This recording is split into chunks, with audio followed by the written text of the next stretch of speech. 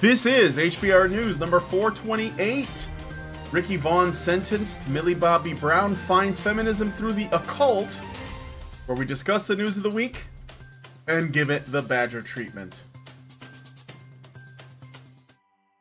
Hello everybody and welcome to Honey Badger Radio. I hope you guys are doing well this week and that you're laughing at all of this absurdity so that you are not consumed by it. I am your host, Brian Martinez. I am joined by my lovely co-hosts, Mike J. and Dr. Random Cam. Hannah Wallen is not available right now. I forgot to remove her avatar there. Her husband is sick and she is with him. So I hope you guys understand and that you are keeping her in your thoughts. So anyway, we have a great show lined up for you guys today. So please be sure to continue the conversations both in the chat as well as the comments section.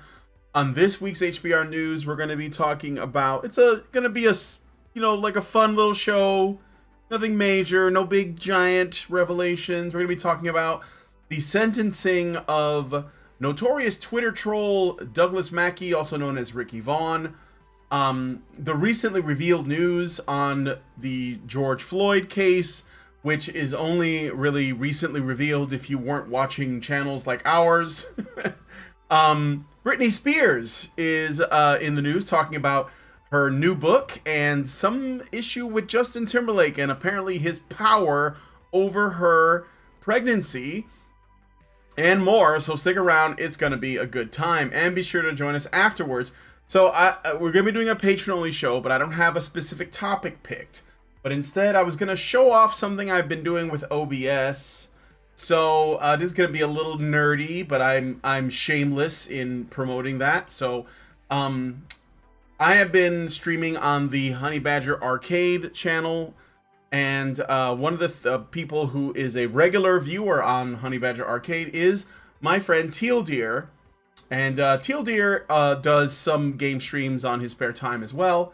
So, and while he and I have been talking a lot about the relationship between feminism and mysticism and how far back it goes, which is part of one of the stories we're going to be touching on a little bit today, we've also been talking about streaming some Warhammer 40,000 Space Marine 2 when it releases, because Teal Deer is a big fan, and I am also a fan of the Warhammer 40k universe, so I thought it'd be fun for us to play together, and I'm going to be setting up a sort of custom avatars for myself and Teal Deer, but I'm going to test one of them out, and I'm probably going to be playing some Warhammer 40,000 Space Marine 1, because I have it, and honestly, I never finished it. So I thought we could do that and just sort of hang out and talk about that stuff or whatever you guys want to talk about. I'm certainly not here to hijack anything. So be sure to try to join us in the patron show. It will be after this show. And if you want to do that and you want to be a part of that action, then you have to become a Badger. So go to feedthebadger.com and set up a monthly subscription. $5 a month will get you into our Discord, where you'll be able to participate in all of the additional content, like game nights, movie nights, writers' retreats, and so on.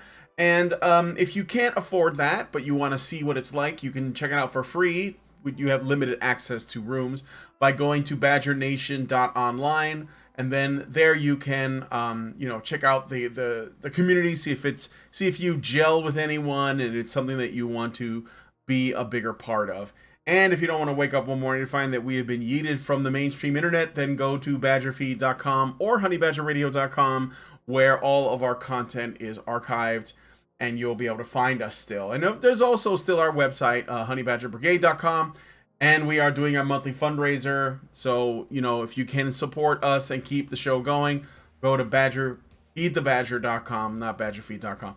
Feedthebadger.com to give us a donation.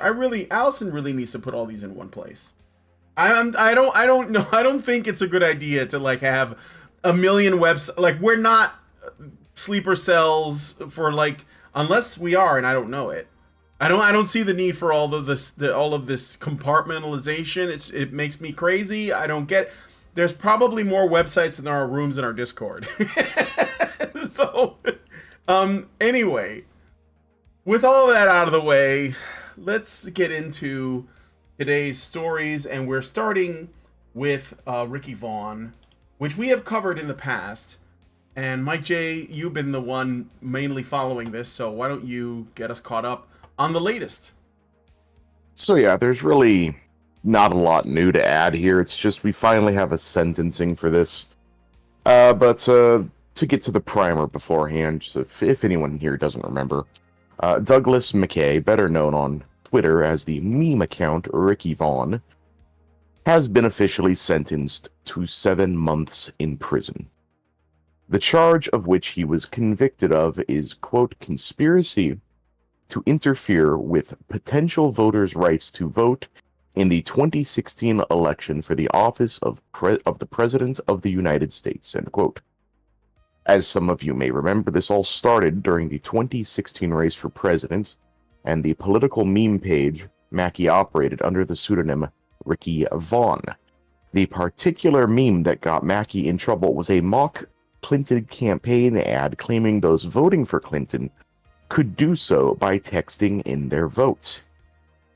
United States Attorney and case prosecutor Breon Peace claimed, quote, the defendant weaponized disinformation in a dangerous scheme to stop targeted groups, including black and brown people and women, from participating in our democracy. This groundbreaking prosecution demonstrates our commitment to prosecuting those who commit crimes that threaten our democracy and seek to deprive people of their constitutional right to vote, end quote.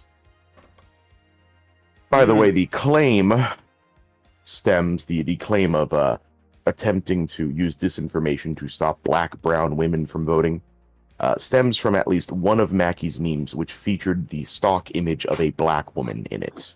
Yeah. The most sinister thing about this is the way they keep referring to it as affecting people's right to vote. And by that, I'm not even talking about how voting is not a right. It isn't, by the way.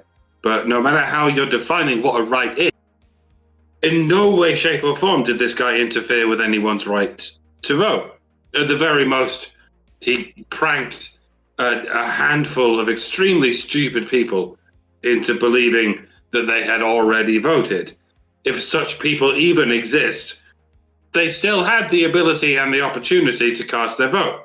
Such properties are generally integral to some kind of working definition of a right or of a vote, ability and opportunity.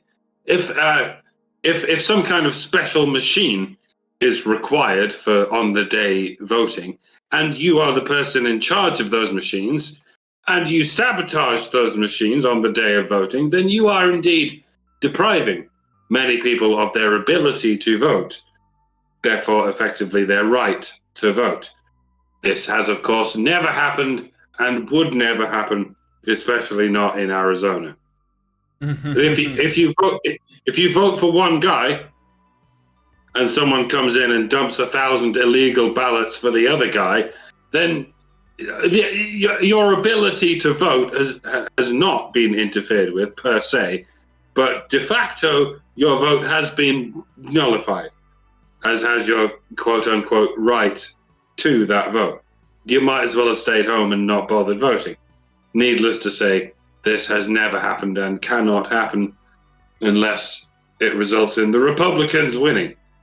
And if you are somehow able to take millions of fence-sitting 50-50 voters into your search engine and manufacture the bias of the search returns so as to skew those voters 90% in favor of one candidate over the other, then anything else is a drop in the bucket.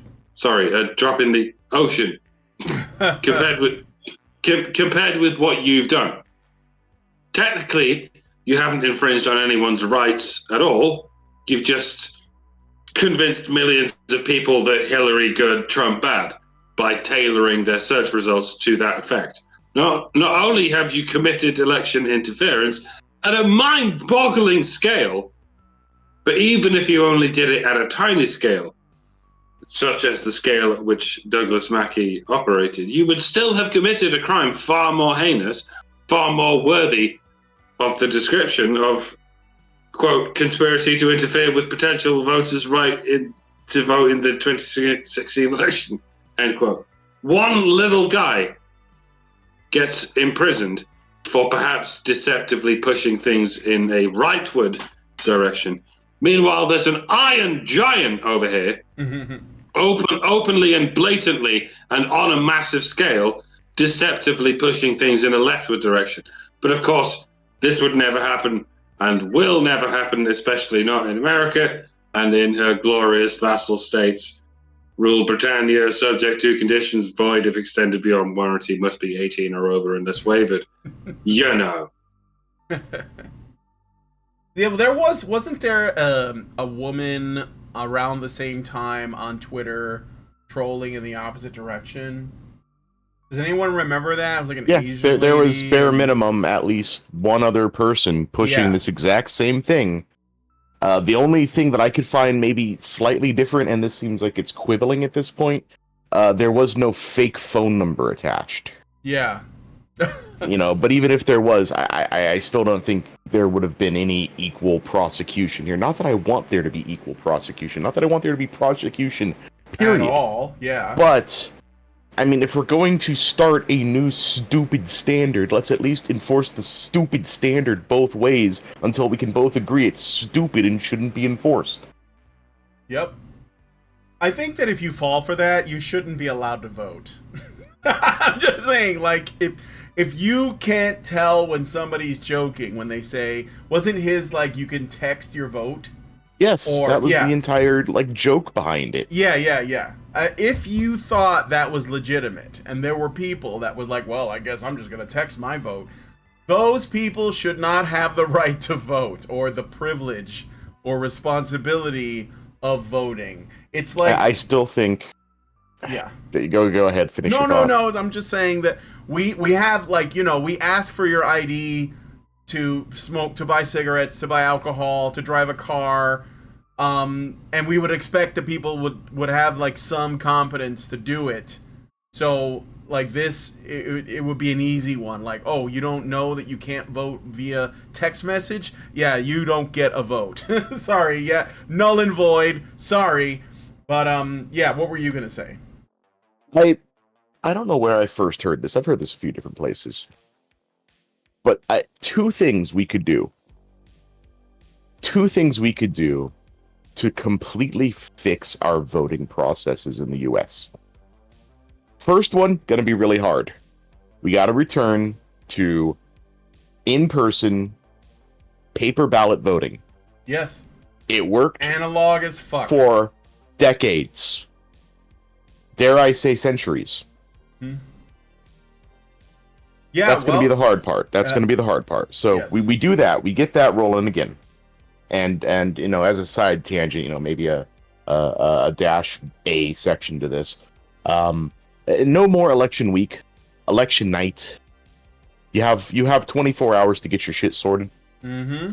Maybe if there are claims of interference or impropriety, maybe we do an investigation.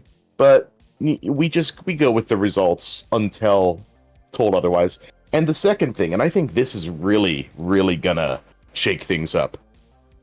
At every polling booth is a government official, and before anyone steps in to vote, you're given two options. Okay, you can go vote, or we give you a crisp $10 bill, and we stamp your hand, and we say, okay, you can't vote this year.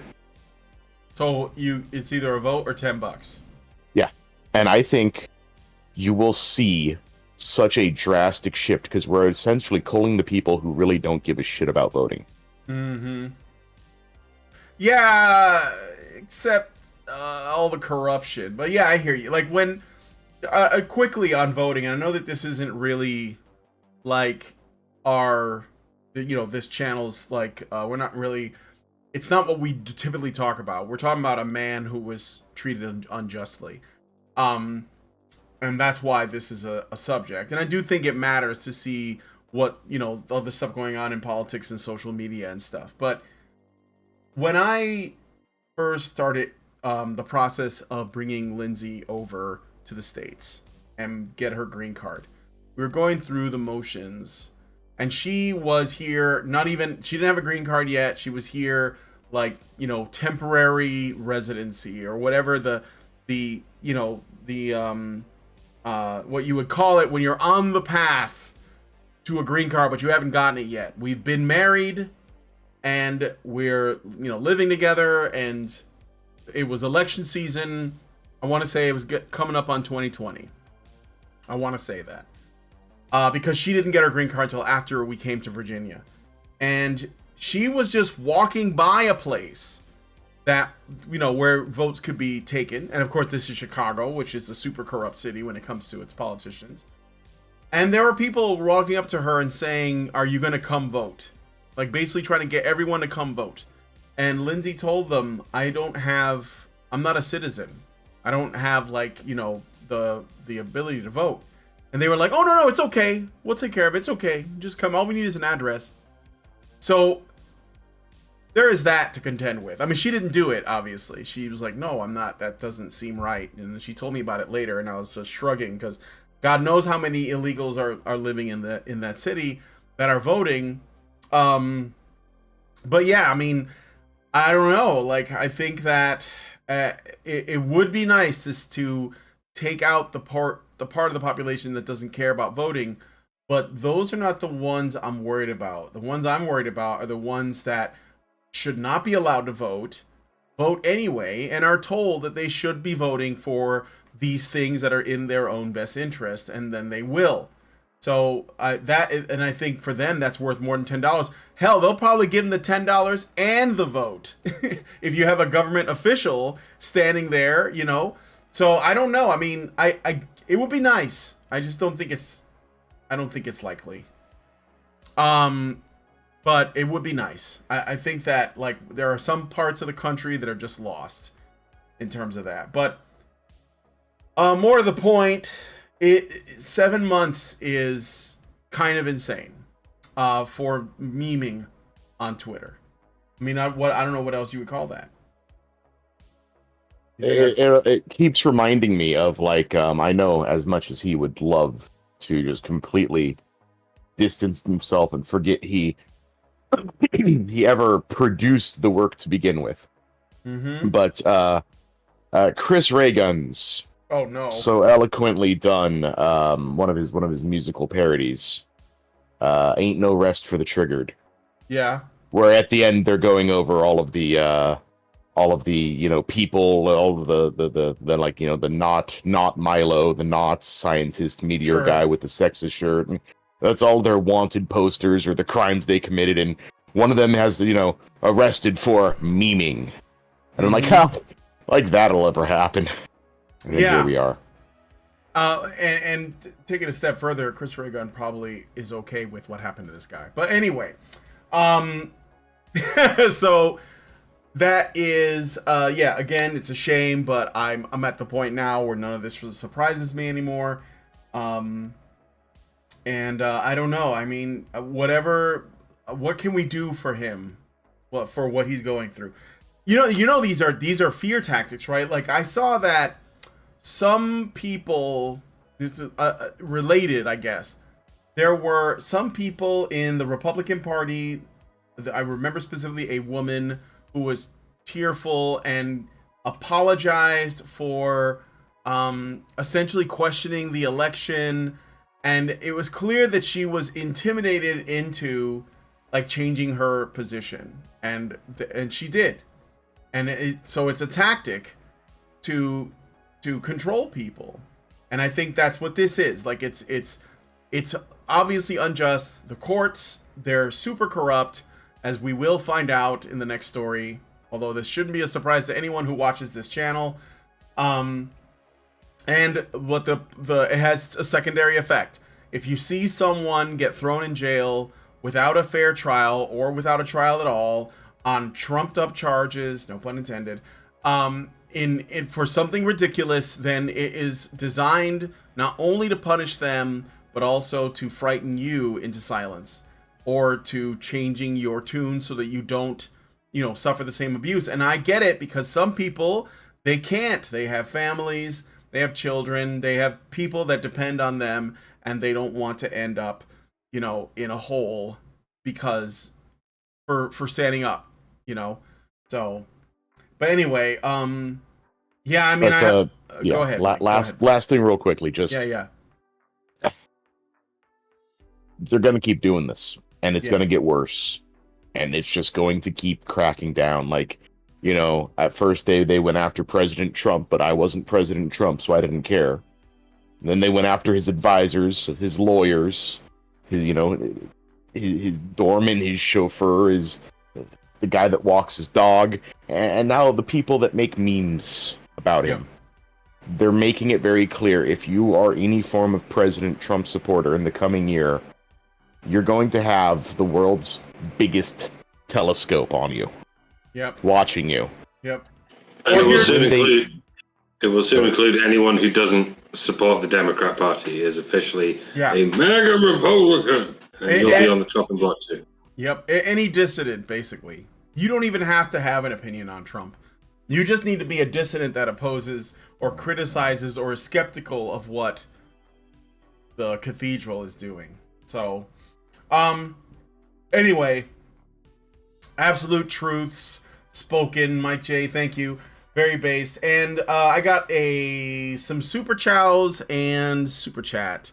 So first I got a super chow from Meredith G, and Meredith gives us $5 and says, HBR News number 428, honey for the badgers. Remember, super chows are better than super chats any day of the week. Well, thank you, Meredith, for that. And then I got a super chat from Albert Nato. Oh no, wait, I got a Rumble rant first. I got to give the Rumble rants. So false alarm, guys. Rumble didn't start up right away. I don't know why, but it is running now. So if you were on Rumble, saw that it didn't start on time, and then you thought something happened, go back to Rumble if you wish. So OIC gives us $1 and says, Allison's autism strikes again. I think that was in reference to how many rooms she has to make in chats and how many websites we have to have, which I just don't understand. And then I got a super chat from Albert Nader Retro for $5 Canadian, and he says, sorry to be the bearer of horrible news, but apparently TikTok creator Inquisitor Ghost killed himself live on his channel due to a false allegation. I heard about that, but I didn't... Yeah, it's a messed up situation. Yeah, I know. Well, we've talked about how false allegations can be very traumatizing, and so I didn't make that a story. I wanted to maybe devote a whole thing to it. Hannah can't do a show this Thursday, so I was thinking about doing a call-in show and discussing suicide with anyone who wants to talk about it. But yeah, thank you, Albert. It is heavy. I don't think anything is going to... I don't know that it's enough to shake people out of apathy. I hope so, but I don't know. I think that young guys are in a lot of pain. That's what I think. So, let us know what you guys think about this in the comments. Oh, and JoJo's here, so I'm going to turn on JoJo Vision so you guys can see. JoJo, this is good for your soul. Just look at my dog sleeping. He appears asleep, but he is very alert. If he hears a noise, he will. Ruff. Yeah. JoJo. Can you hear that noise? Stand. JoJo. His eyes. Dogs have good ears. His so eyes. They can hear everything, right? Yeah. Ruff. Yeah. Bad boy, dirty boy, in your bed. That's what you're supposed to say to a sheepdog. Yes. Anyway. So thanks for the super chats and stuff. Let us know what you guys think about this in the comments. And we are going to move on to the next story.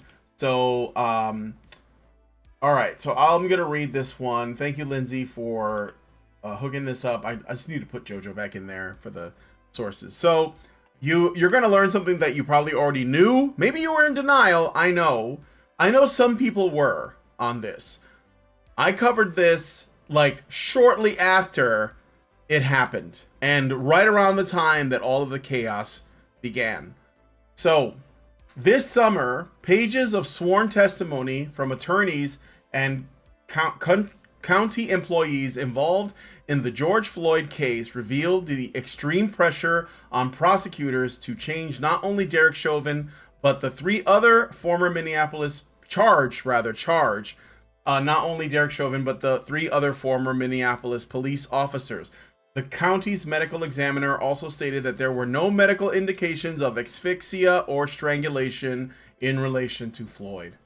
As cited by the Post-Millennial, quote, multiple employees of the Hennepin County's attorney's office, including a prosecutor for the case, a prosecutor, okay, a person who was prosecuting Derek Chauvin, so not the defense, including a prosecutor, withdrew after stating that the pressure to charge the other three officers involved, quote, violated professional and ethical rules, end quote.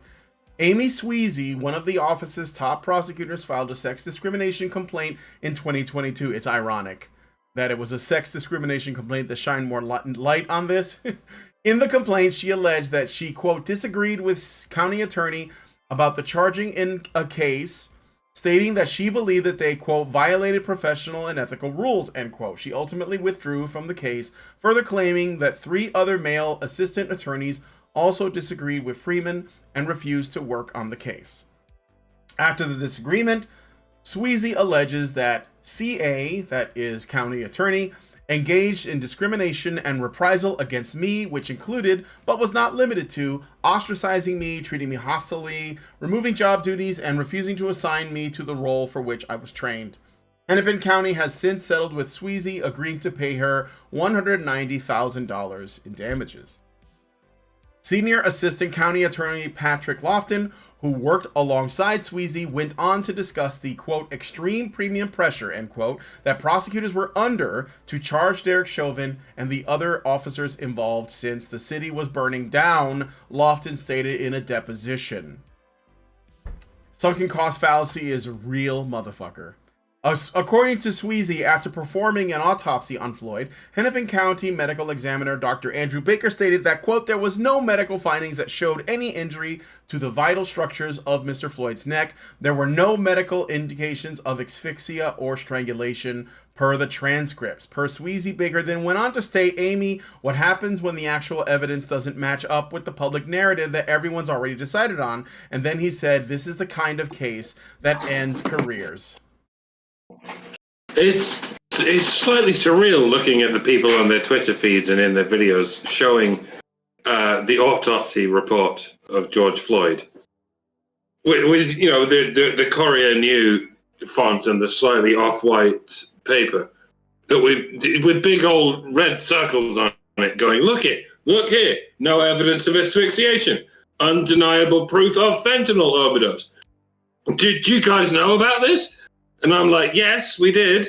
We saw it 3 years ago. Mm-hmm. We saw it long before the trial even happened.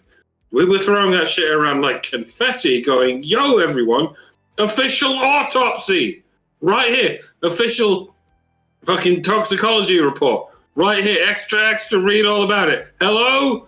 Anyone? And now this document is just remerging all of a sudden. And only because there's another legal case involving it. Is this what? Have they finally shown it to the normies? Is that what's happening? We've reached the threshold of short-term normie memory, and now we can move on from the lying to the gaslighting. In much the same way, every 20 years, the CIA declassifies another file and admits, yeah, we did that. We were right all along. What are you going to do about it, huh? What are you going to do about it? Well, that's nothing compared with the party of the wokerati. They will commit an atrocity, and then they'll spend all of the blink of an eye lying about it, and then they'll just go, yeah, it's true, we lied to you. And we already don't care, because we've already replaced your brain chip with a completely different current thing.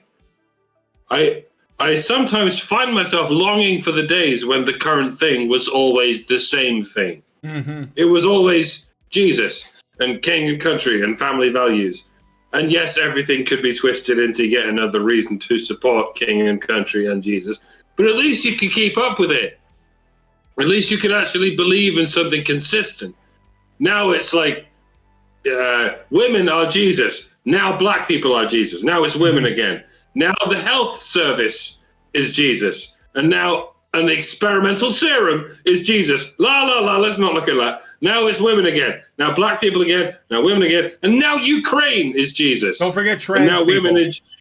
Now women and trans people are Jesus again. Now Jews are Jesus. Now Muslims are Jesus. Now Jews again. Now Muslims again. This might make you a little bit dizzy, folks, because at this point we're rotating so fast that Jews and Muslims are both Jesus at the same time. Literally everything is Jesus except Jesus. And you must worship all of it way harder than you were ever even inclined to worship Jesus. Needless to say, George Floyd is still Jesus. And Greta Thunberg is still Jesus. Greta Thunberg's octopus plushie is now Jesus. You all must surely realize that what you're worshipping is not the current thing that you're being told to worship. What you're worshipping is whosoever is telling you to worship all these craven images. Well, the problem is you don't know who that is. Whoever it is works in mysterious ways and seems to have convinced you that they don't exist. But anyway, to summarize, George Floyd did kill himself. Derek Chauvin is innocent. I don't give a flying fuck about some cunt having an adjacent legal dispute with some other cunt. Get Derek Chauvin out of prison, apologize to him, and give him a mansion. Yeah. Preferably one of the mansions that Patrice Cullors doesn't need. Yeah, and, right. and then just never let this bullshit happen again. Yeah. Narrator's voice, it went on to happen again and again and again. Remember that time the lightning struck the mural of George Floyd? Yeah. Just completely destroyed it. Speaking of Jesus. I was about to say, and just I remember that. Yeah, if you ever needed a sign, like seriously, go look up that picture, man. Like, yeah, dead center, the strike was right on his face. There were two other murals. It left them mostly unscathed. Yeah. Like, we're talking bullseye accuracy. Anyway, getting off topic there, but one of the things most people don't know is there were actually two reports on George Floyd's death. Two, what do you mean reports? You mean like there were two autopsy reports? Yeah, like the one. And they chose the most favorable one. Yes. They shopped around for it. They went and like, okay, so what was the ruled to be the cause? And they said, well, there were a lot of things. You know, there were a ton of things that contributed to this. You know, the heart disease, the recreational drug use, you know, the fact that he was kind of flopping around as he was dying of a drug overdose. And then the other one just came out right and said, oh yeah, asphyxia. Yeah. And they're like, well, we know which one we're going with. Yep. So, yeah, it is a little confusing out there when a lot of people, up until I bet some people listening to this very moment, didn't know that there were two different ones. Actually, I think we covered that because I learned that the family of George Floyd brought in their own supposed, you know, person to do an autopsy. And that's the person that found that he died from the knee on the neck.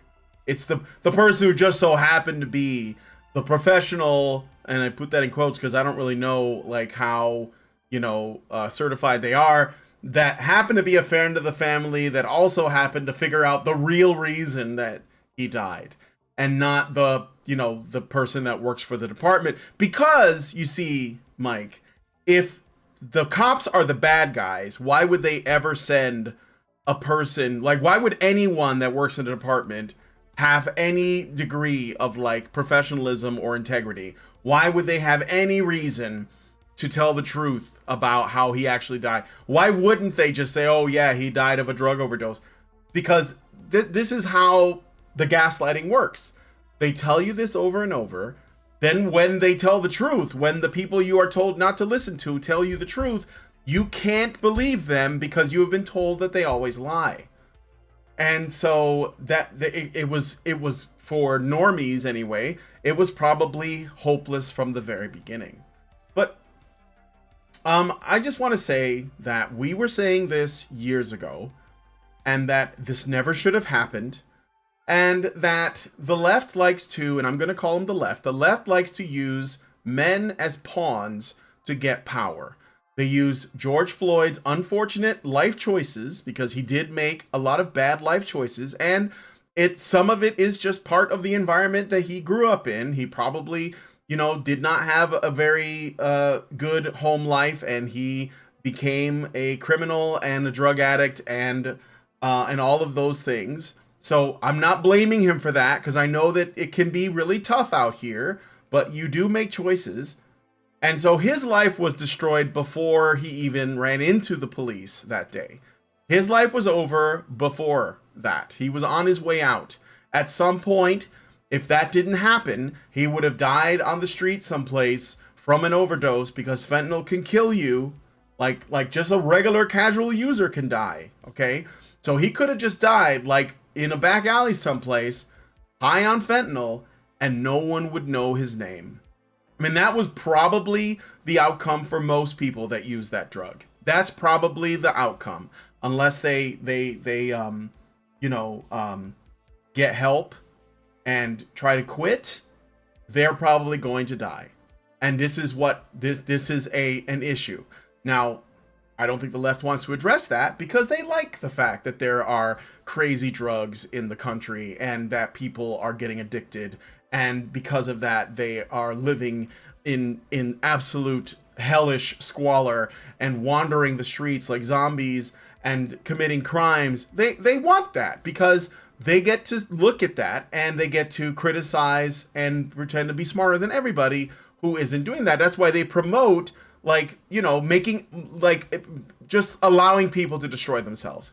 And then when something happens where a drug addict like this one, comes across a police officer that was called in to basically apprehend him for counterfeit money, because the Middle Eastern, and I hate that I even have to say where the guy's from, but people get this race shit all up in their heads, and they can't see anything else. So Middle Eastern shop owner gets counterfeit money, calls the police, says, can you get him or whatever. Floyd's not paying attention to them. The police show up. He panics because he's got drugs on him. He tries to put them all in his mouth so that he can eliminate the evidence. Then he has the overdose. Now, is that Derek Chauvin's fault? No, I think not. If he would have just came clean, if he would have just not given him a $20 bill that was counterfeit, if he would have just taken the money back and not bought anything when the Middle Eastern guy caught him and said, just take the fake money back and we'll be okay. But he made a series of bad decisions. And what does the left do? They use George Floyd's death to create a narrative that cops, even cops like Derek Chauvin, who lived in that community and worked as a policeman for 10 fucking years, and for some reason, one day he was like, I want to kill some darkies today, even though he was living in that community for 10 years. One day he decides he's going to be racist, and we're all just going to believe that. People just believe that. And then it happens, and they just layer on the propaganda and the gaslighting on top of it, and then you get riots, and then you get businesses destroyed, burned to the ground, and people that I know, and I'll name some names, okay? Wizard of Cause, I talked about what happened to the Target, and his response was, well, they have insurance. Now, there's no Targets, there's no jobs. Those places are food deserts. Congratulations. You took it to the corporations. Take that, Target. Even though you just took away all of these people's livelihoods when you sat there and supported this shit. And now Floyd is dead and Chauvin is basically dead. Like, they're not going to change. They're not going to back out on this. There's not going to be, like, no one's going to sweep in and say, he needs to be completely pardoned for all this shit. It's going to be forgotten. He's probably already dead. For all we know, he died in prison. You know what happens to cops when they go to prison? So he's probably dead too. So 2 lives destroyed. And that's just the ones we know about. The other cops that were there with him, there was one guy, I can't remember his name, he was an Asian cop. Yeah, they decided he was culpable too. Yeah, all he was doing was trying to engage in crowd control. All he was trying to do was keep the mob from attacking this guy. And he was basically putting himself between Chauvin and the mob. And that guy got 5 years. 5 years for doing his job. And then during all of this, okay, we got what happened. I don't have all the data in front of me, but it's like billions of dollars in property damage. It's summer of love, baby. All over the country, and even in Canada and the UK, for some fucking reason, billions of dollars in property damage, thousands of injuries, 6,000 police casualties. Cops were resigning left and right because they didn't want to deal with it, which I don't blame them for. So you just lost probably most of the good cops, the ones that, like, you know, they don't want to be lumped in with like whatever their narrative is. So you lost cops, and then 24 people were murdered. 24 people were murdered because one guy was thought to have been murdered, and there was no don't there was forget no we got evidence the for Chaz that. chop. Remember that? And then yes, then you got the was? Chaz and the chop. Yes, and Minneapolis, Seattle, Portland, for San Francisco, Los Angeles, Chicago, Baltimore, London, fucking Toronto. They will never recover. They will never recover. This is what this gets you. And what happened to BLM? How much money did Black Lives Matter make off of this tragedy that they created and constructed with their lies and propaganda? How much money? How many mansions did they buy? Like, the reason why we accepted this on any level was because we bought into this essentially feminist lie about reality. That, like, these things happened for these reasons. And by the way, this is another thing that I want to point out, because I said this. This outcome where George Floyd's life was destroyed, of course, it was on its way out way before we know who he was. But the point is, the conditions of his upbringing were what created this, which is something that at least I have been trying to address by saying we have to fix the family, especially in the black population, especially, right? If you don't want this shit to happen, that's where the root is. I don't know how many times I have watched podcasts and discussions with black activists talking with the opposition, and the opposition brings up the fatherlessness, which is it's obvious. It's so obvious, okay? It's always brought up, and they never ever address it. They never address. They just dodge. They don't want to talk about it. You know why? Because they hate fathers. They hate men. They hate fathers. They only like George Floyd because he serves a purpose.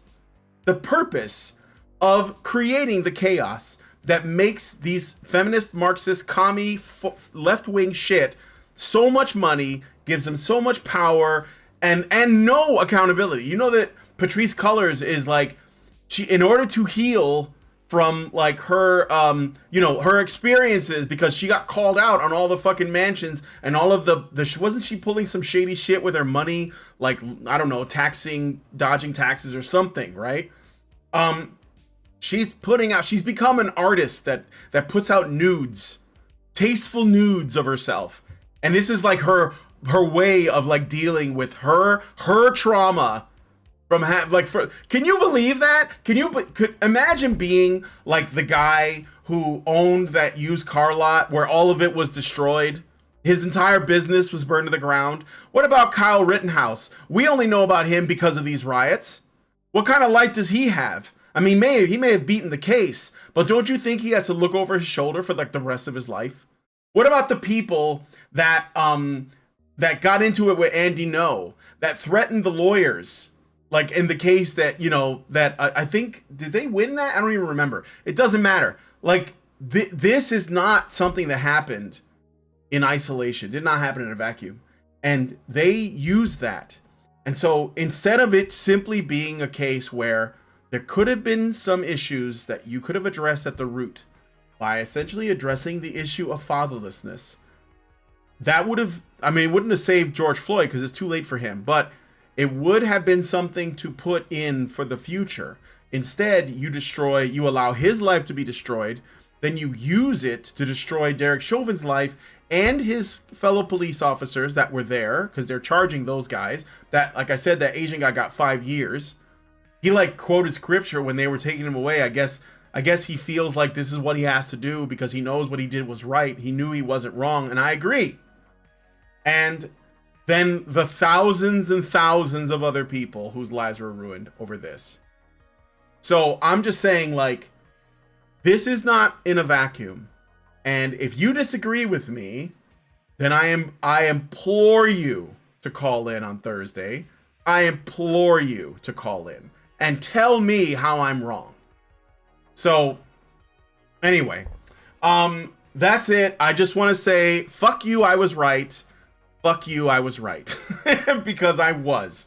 And I knew it, and I lost friends over that shit. So anyway, does anybody else have anything to say about this before we move on? Because I felt like this was the one story I really wanted to get off my chest.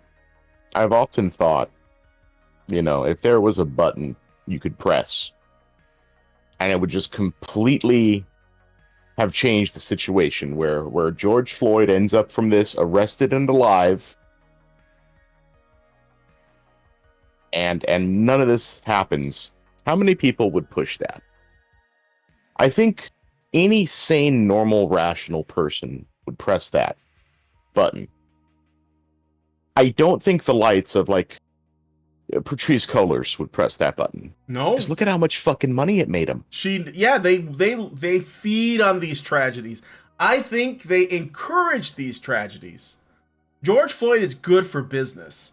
He's like, that's the black man they lift up. That's the black man they turn into a saint that they paint murals of. Not a black man like Larry Elder. He's the black face of white supremacy. So it's got to be, they only care about men if they're useful, if they're politically useful, and that means they have to die.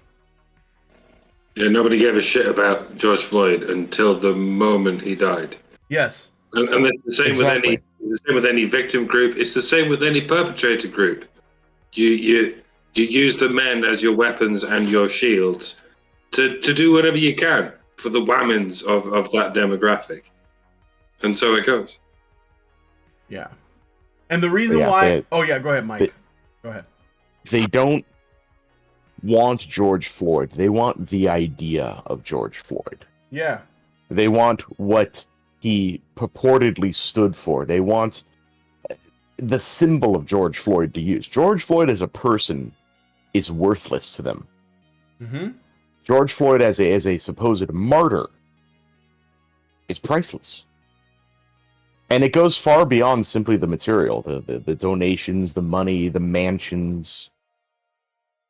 It's the political clout that they've been able to harvest because of that. Mm-hmm. I mean, do you think AOC would have had it in as easy of a time getting in without George Floyd? No. You know, do you think any of these? Do you think Biden would have had had an easy time winning without Floyd? Mm-hmm. And this whole time you've got McDonald's advertising its burgers with a trans black individual saying, "Just stop killing trans black people." And we're like, what? If we did, you would have nothing with which to sell your burgers. And it turns out we already did. We never did. Those people don't die at a rate any faster than anyone else. But y'all are relying on the frequency of those deaths in order to make your money. It never had anything to do with burgers. But you'll make it have something to do with burgers.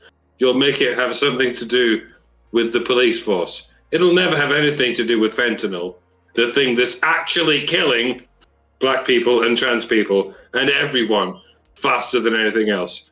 You're not in the least bit interested in what's actually killing people.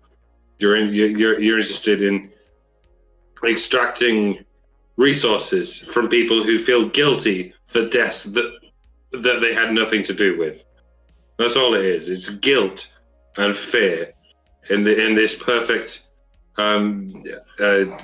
system of currents between various races and various genders.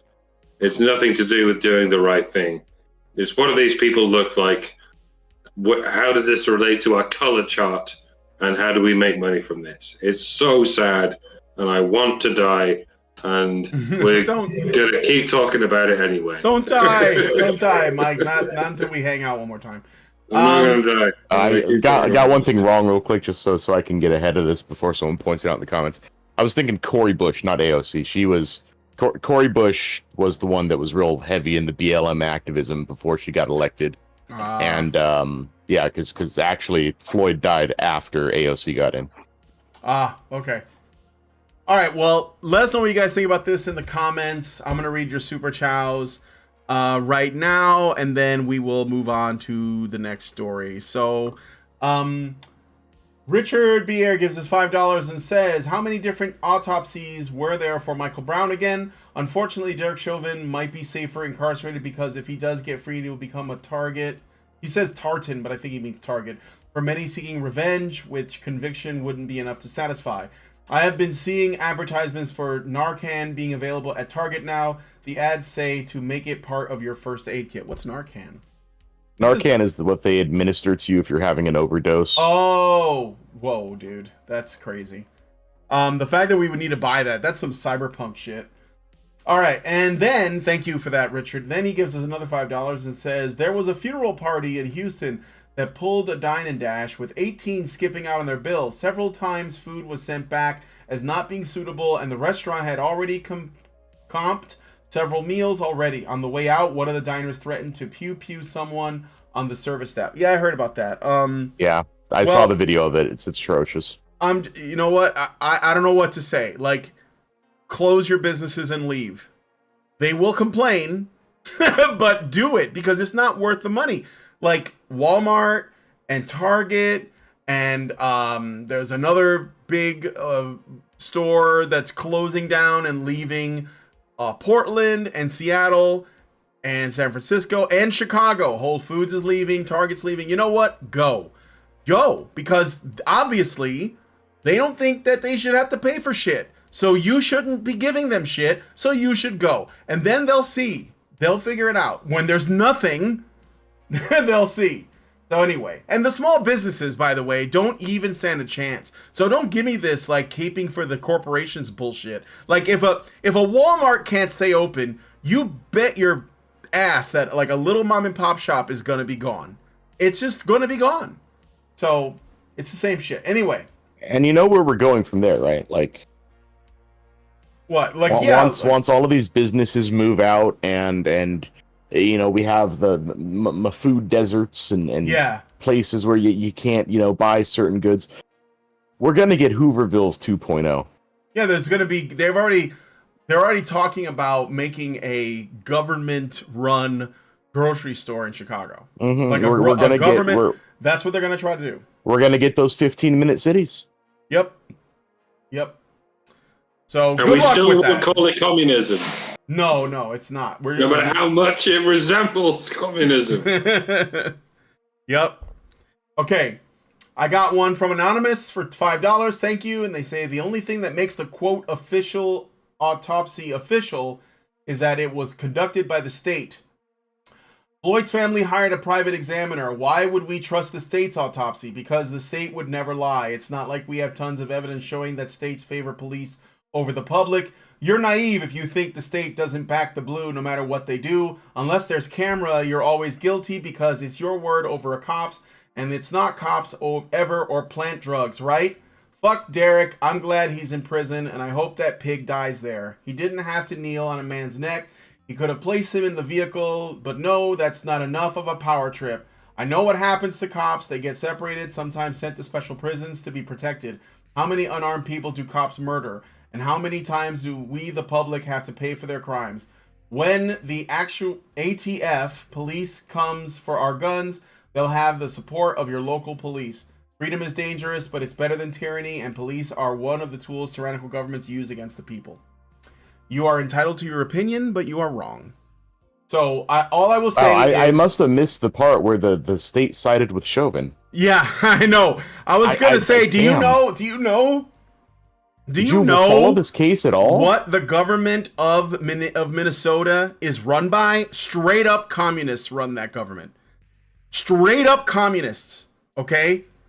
So I don't know, like, you know what? I'm not going to fight with you. You can call in on Thursday and you can educate me all you want. But I will tell you this. I would love to live in the unicorn rainbow paradise that you dream of, where cops don't need to exist. I would love to live in that society.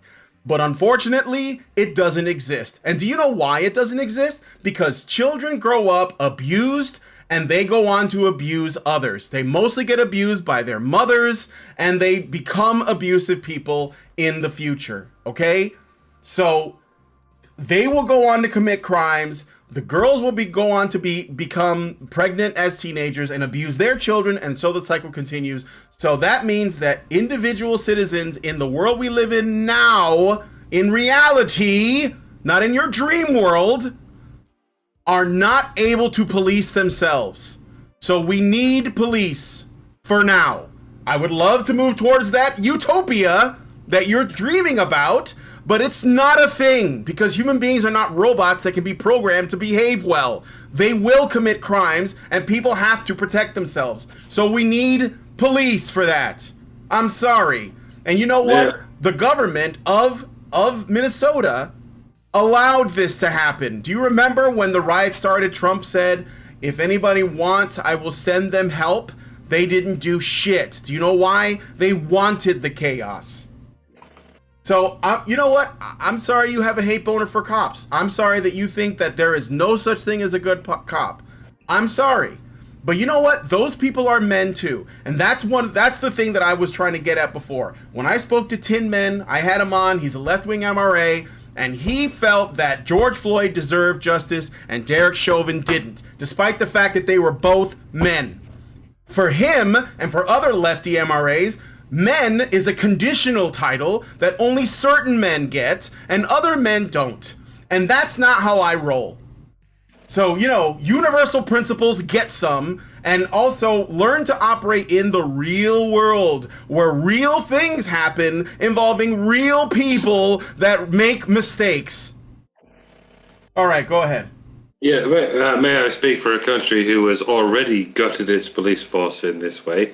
The police are not allowed to carry guns. Well, some police are, but only the police that are pulled out in extreme operations. For the most part, the police don't need to carry guns because the populace no longer carries guns. And so the police are no longer interested in sorting out violent crimes. The police in Britain, who are largely female at this point, by the way, not just the troops on the ground, not just the equivalent of the infantry. Not just their pant size? Not just their pant size. It's not just the police officers on the ground who are 5 foot womanoids, or whatever the woman equivalent of a manlet is. But we're now at the point where the police doesn't even bother solving violent crimes. Why would they? They have the option of solving verbal crimes on the internet. Why would the police bother going out with guns and stopping violent criminals from committing violent crimes when they could get exactly the same result from just arresting some 13-year-old who said something edgy on Twitter? This is what happens when you got your police force. When you go, well, you don't need the police. What's even the police for? We've already banned guns.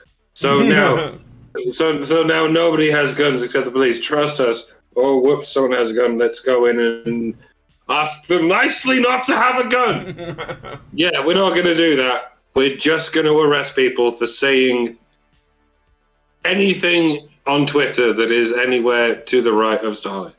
Yeah, this is what happens. It's not just in Britain. It's what's happened in Australia. It's what's happened in Canada. And it's what will happen in the US if you ever let them take your guns. For the love of God, do not let them take your guns. I agree 100%. I know I'm preaching to the choir, and you're not going to. But I'm just throwing my voice in there as another voice saying, for the love of God, do not let them take your guns. Because this is what will happen.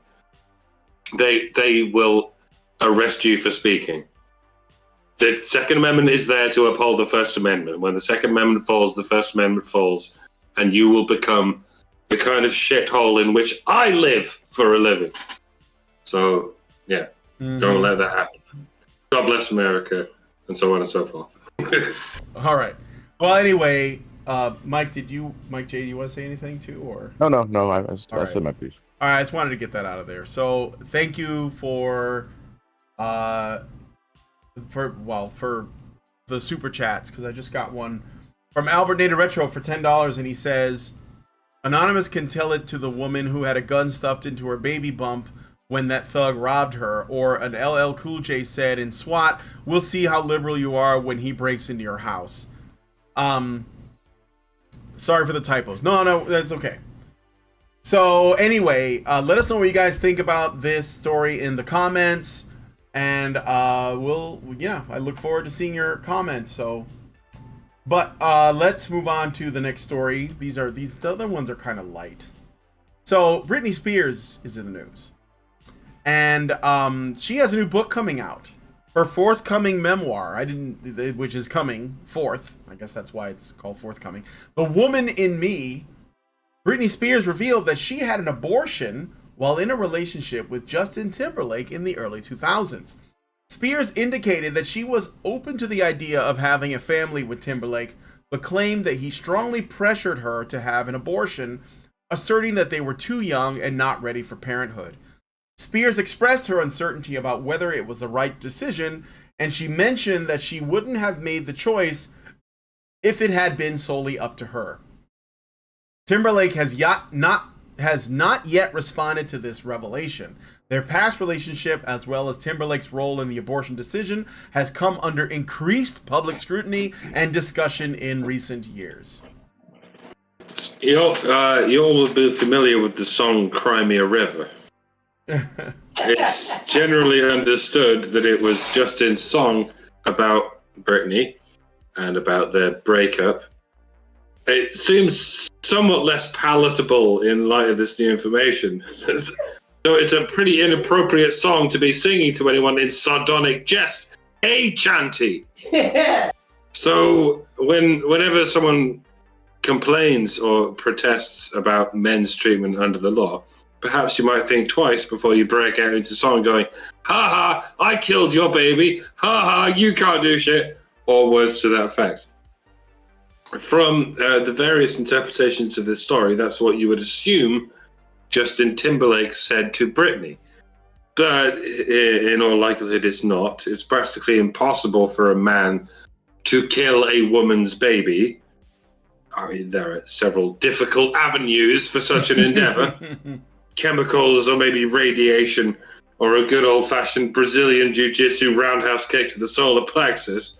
But all such methods are strictly and comprehensively illegal.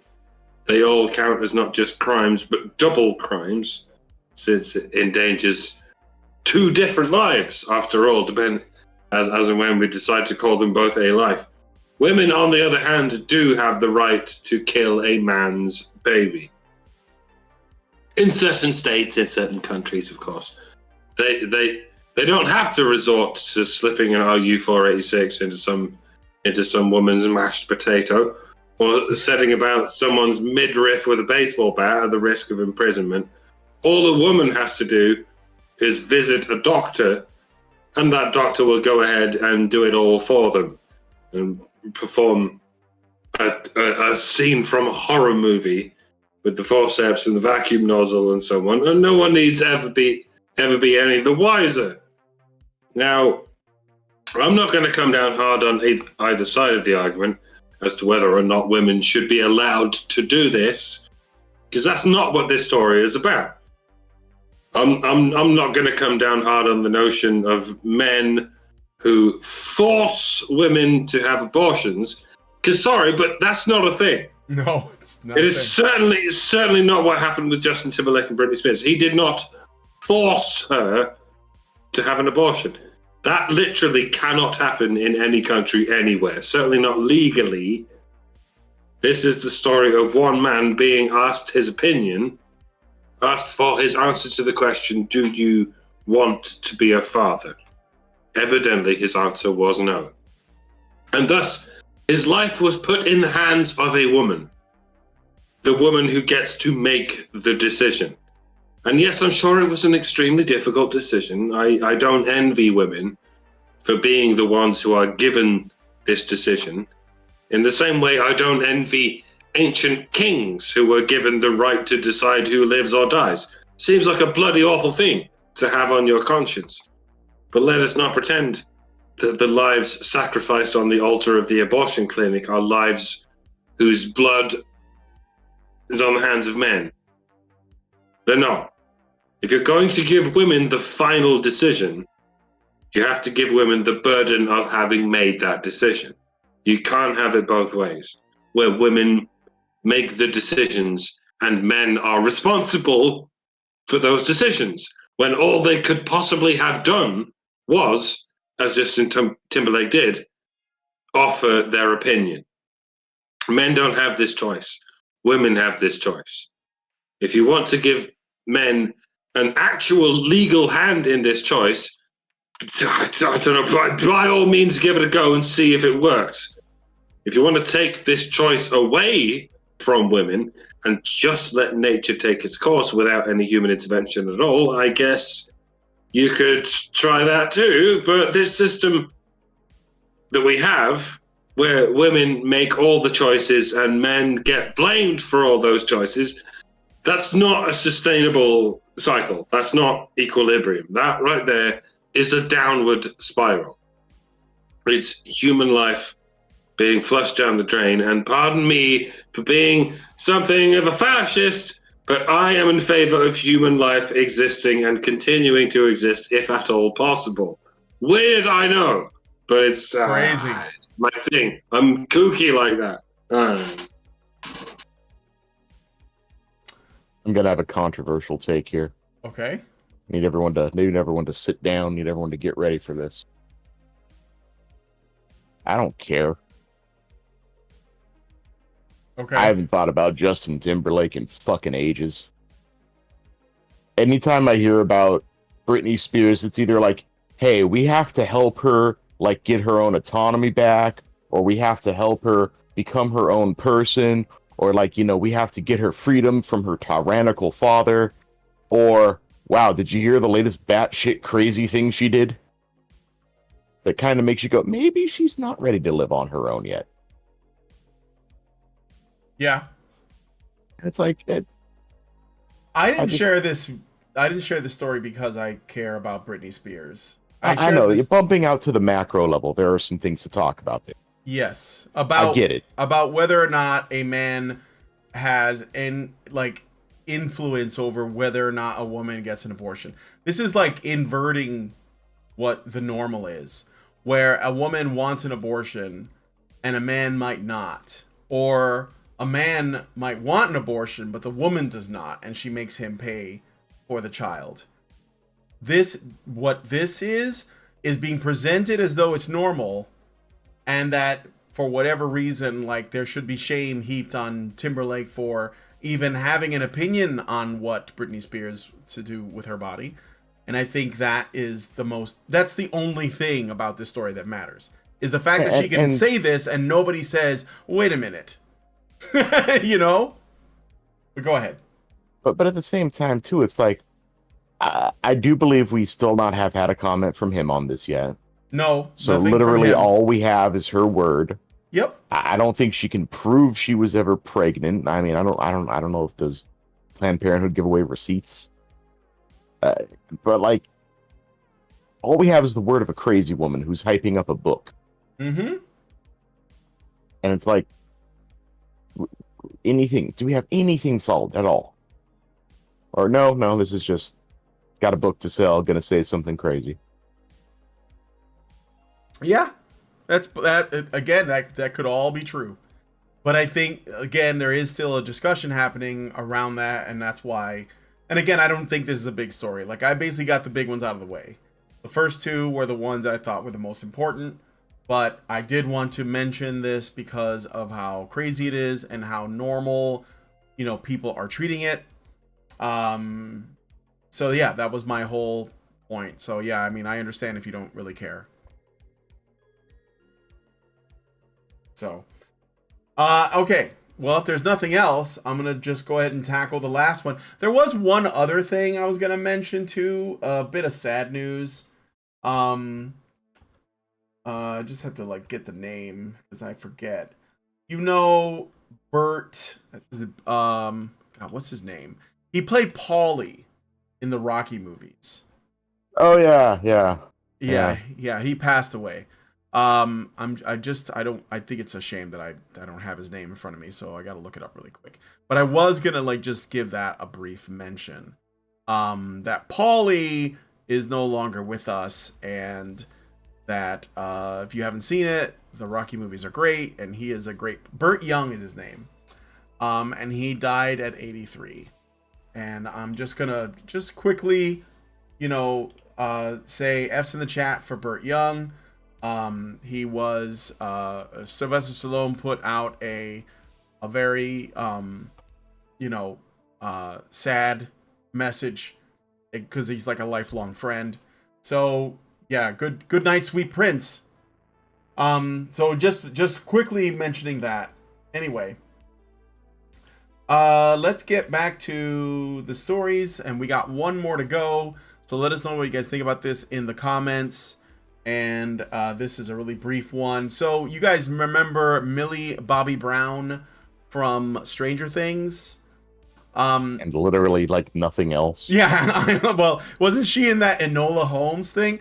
All I know her from is Stranger Things, and apparently she's... I don't know. I haven't talked to the 3 people that watched that movie. Yeah, apparently, was that a movie? I don't know. It was a Netflix I don't thing. even know. It was a Netflix thing. I didn't watch it, but so anyway, Stranger Things star Millie Bobby Brown has recently discovered she is a feminist after a psychic told her that she was. So there you go. There's a headline. Revealed in her Glamour UK Woman of the Year cover story, Brown said the psychic session had her Googling the idea of feminism and what it means to me. Ultimately, feminism is about opportunity, she discovered. Now 19, she also realized she was a feminist all along, as she, quote, had already been doing the work as UNICEF's youngest Goodwill ambassador at age 14, promoting the need for menstrual products around the world. Now, before you guys say anything, okay, let's be nice to Millie Bobby Brown. She's only 19. She's probably been groomed like from the beginning, and I'm sure that she's not having a good time of it. But I did want to point out what the one thing that jumps out at me about this is that it's a psychic that awakened her feminist belief system. And this reminds me of what I mentioned earlier. I've been talking to Teal Deer, and he's been doing like a deep dive into the kind of, well, basically the religion of feminism, the religious roots behind it, and all of the weird wooey stuff that exists, and its relationship to the occult and literal witchcraft and everything else.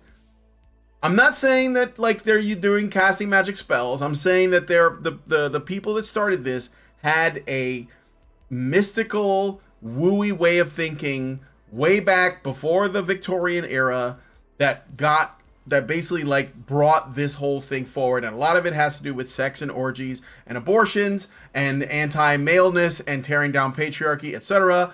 Teal Deer has been doing very deep research into this stuff. He's going to be coming back on our channel to talk about it very soon. Some more, because we've had him on like twice already. And I have been reading a really good book called Occult Feminism, which goes into like a deep history of this going way back. So then to learn just now that the new, I guess, it girl, Millie Bobby Brown, because I mean, I knew that she was going to be, when I saw her in Stranger Things, I was like, they're going to turn this girl into a star, because by the time she's old enough, Jennifer Lawrence will be like yesterday's news. And sure enough, that's what's happening. So, or maybe it's going to be, what's her name from the Wednesday Addams thing? I don't know. I'm not keeping up. I don't watch stuff. Someone else will be the first woman ever to appear in film. yeah, someone else will be the first ever woman in something that did things. So becomes the first woman ever. Period. Yeah, the first woman ever. Right. And but I do find it interesting. And again, I think that this does kind of lean towards what Teal Deer has been talking about, that this stuff comes from, it's not rational. It's not based in science. Feminism isn't based in theories and like testing those theories. And any of that stuff. It's not logical. It's not rational. It's purely magical thinking. And this is just, I'd say it's a little evidence for that. So have you all just? So I was away for a cigarette just now. Did you all just read out the fourth story? Yes, I just read the fourth story, and I'm asking that we take it easy on Millie Bobby Brown because she's probably been groomed from the point she started doing this work. So yeah, I mean, and this is it's more of a case study than a personal study. The line between therapist and psychic is getting more and more blurred by the day, isn't it? The very idea of a psychic telling you you're a feminist, it still seems kind of weird. That's not the kind of thing a psychic is supposed to say to you. I'm getting something. You hate men.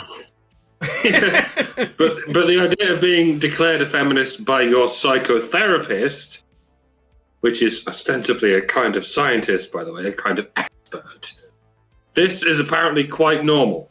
Most therapists will not even agree to analyze you until you agree to identify as a feminist. And fundamentally, there's not all that much difference between a psychic and a therapist, or indeed a feminist. They're just slightly different factions of frauds who claim to know your mind better than you do. And from this revealed wisdom, they tell you what you need to do. And what you need to do is shit on men always and forever until you get what you want. How is anyone not concluding that this is a religion? on a small scale, this would just be a cult of eccentric kooks who think they can change the world just by thinking about it. But if you take that shit and multiply it to the approximately, I'm going to say 1 to 2 billion people who believe that shit, the only word that can describe it is religion. And it should be treated as a religion, as such. It should not be given special treatment in any country that has constitutionally separated it from the state, nor should it be given any special treatment in countries that have not stipulated such a constitution.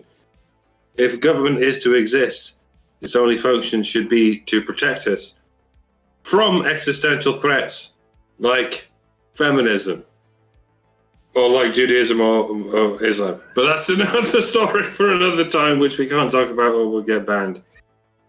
I guess we've already been banned for saying exactly these kinds of things in relation to feminism. So yeah, say what you like about religions, you'll get away with it.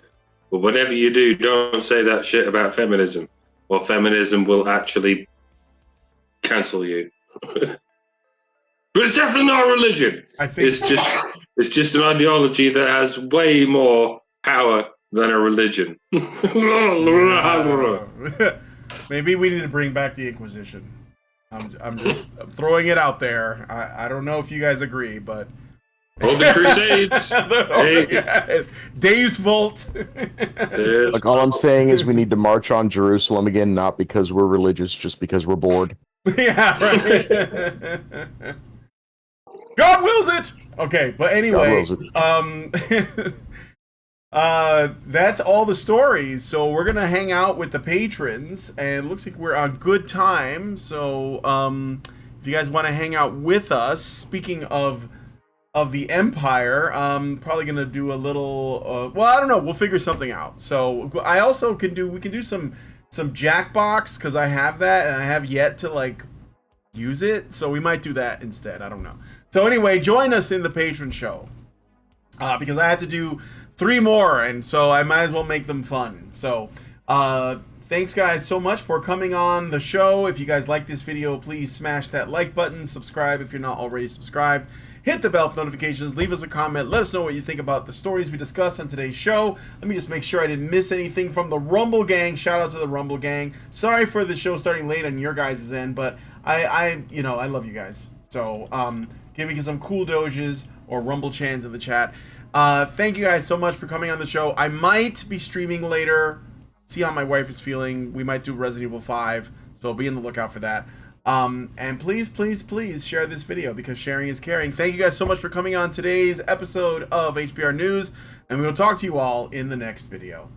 Men's rights activists are machines, dude. Okay, they are literal machines. They are talking point machines. They are impossible to fucking deal with, especially if you have like a couple dudes who have good memory on top of that too.